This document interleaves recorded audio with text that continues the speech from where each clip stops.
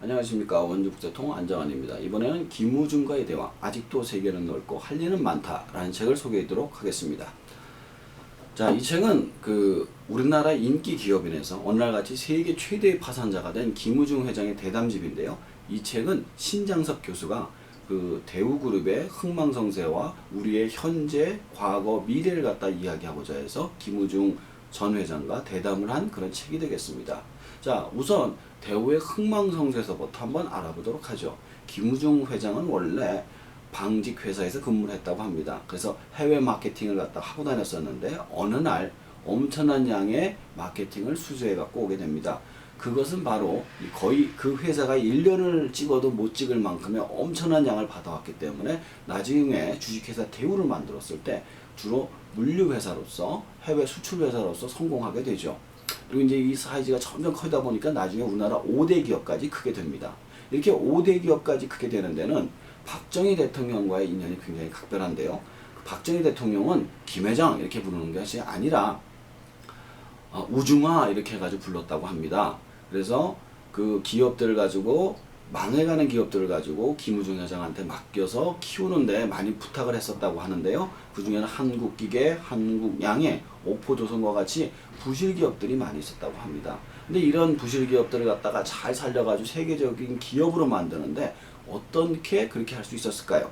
그것은 바로 대부분의 기업들이 수출이 잘 되는 미국이나 유럽 쪽으로 하는 것에 반면에 김우중 회장 같은 경우에는 그때 당시 수교도 안 된 아프리카나 중동의 나라들을 갖다가 치고 들어가서는 거기서 수출을 했기 때문입니다. 그럼 어떻게 수교도 안 된 나라들을 갖다가 이렇게 들어갈 수 있었을까요?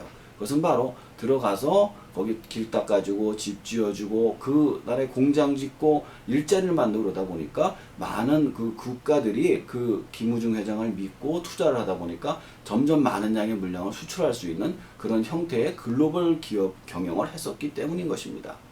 자, 이래가지고 만든 책이 바로 세계는 넓고 할 일은 많다였는데요. 저도 이 책을 읽고 가슴 뛰던 기억이 지금도 납니다. 그리고 이 책은 기업인이 쓴 책으로는 최초로 150만 부가 넘었었다고 하고요. 그리고 24개 나라에 23개 언어로 번역이 돼가지고 굉장히 글로벌한 인기 스타가 됐었다고 합니다.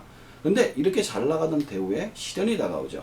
태그의 바트화가 폭락을 시작을 해가지고 한국도 달러가 마구 빠져나가가지고 결국 주가가 반토막이 됩니다. 그리고 한국은 결국 IMF 구제금융을 신청하게 되죠.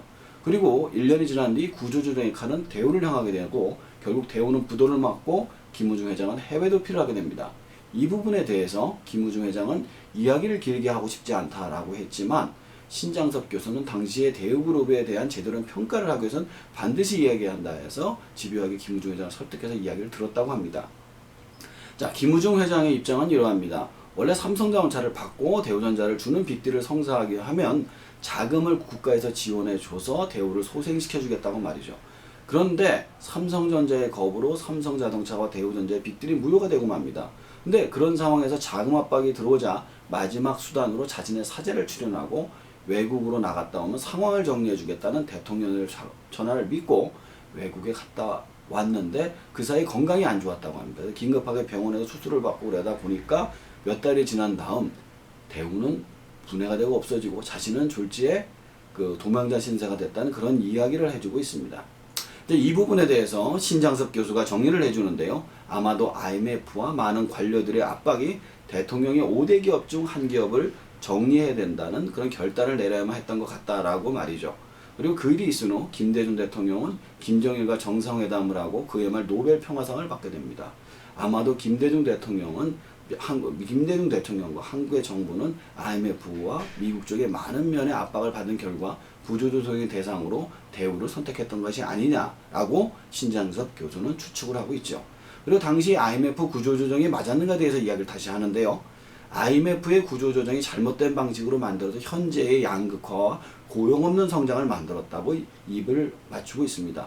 아무리 사회를 발전해도 제조업의 비중이 높아야지만 사회가 발전하면서 고용이 발전할 수가 있는데 서비스업과 금융 쪽만 너무 강화하다 보니까 결국 고용 없는 성장과 소비 중심의 사회, 양극화, 복지 중심의 사회로 만들었다고 이야기를 해주고 있습니다.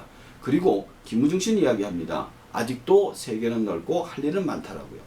그래서 그는 직접 베트남의 GYBM 글로벌 영 비즈니스맨, 즉 세계적인 사업가 시스템을 만들어 한국 학생들을 베트남 현지에서 지도를 하고 그곳에서 관리인으로 성장시키는 프로그램을 만들고 있다고 합니다. 그리고 그는 사업을 다른 많은 국가들과 접목을 시켜가지고 한국에 있는 우수한 인재들을 쓸데없이 이 안에서 경쟁을 시키지 말고 많은 나라로 수출을 하라. 외국에서 일을 할 수 있게끔 만들어준 게 더 중요하다라고 이야기를 해주고 있고, 자신은 그 과거에 얽매이지 않고 지금이라도 미래에 나아가는 사람이 되고자 노력하고 있다라고 이야기를 해주고 있습니다. 자, 저는 이 책을 읽으면서 그 생각이 들었습니다. 위대하다고 평가되는 외국인 그런 기업가들만 생각하지 말고 우리 기업가들 중에서도 이렇게 훌륭한 사람이 있으니까 다시 한번 생각해 보고, 그리고 우리가 성공한 사람만을 보고 달려갈 것이 아니라 실패한 사람에게서도 배울 것이 훨씬 더 많다는 사실을 알고 좀 더 노력을 했으면 좋겠다는 말씀을 드리고 싶습니다. 자, 이만 책을 소개를 마치도록 하겠습니다.